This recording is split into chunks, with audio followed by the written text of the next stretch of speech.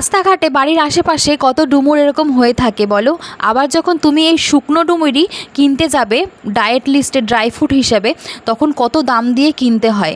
তো আমার বড় ননদ ডায়েট করে, তাই ওর কাছ থেকে শোনা। আমি আগে সত্যিই জানতাম না ডুমুরও নাকি ড্রাই ফ্রুট হিসেবে ডায়েট যারা করে তাদের খেতে দেয়।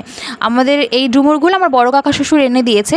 কি বড় বড় ডুমুরগুলো দেখেই আমার খুব লোভ হয়েছে। কাকি আমাকে বললো খাবে, আমি বললাম হ্যাঁ খাবো, আমার খুব ভালো লাগে এরকম ডুমুর। জানো তো মাংসের মতো রান্না করে খেলে না খুব ভালো লাগে। ডুমুরগুলো প্রথমে কেটে নিয়ে তারপরে ভেতর থেকে বীজ ফেলে নিয়ে একটু ভাপিয়ে নিয়েছি। তারপরে ডুমো ডুমো করে আলু কেটে আলুটাও ভেজে নিয়েছি।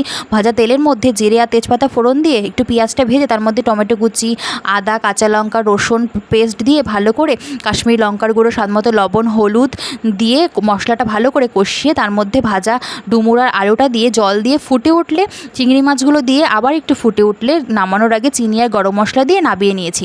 তো তোমরা কাটা কাটা ডুমুরের তরকারি খেতে খুব পছন্দ করো, অবশ্যই বলো।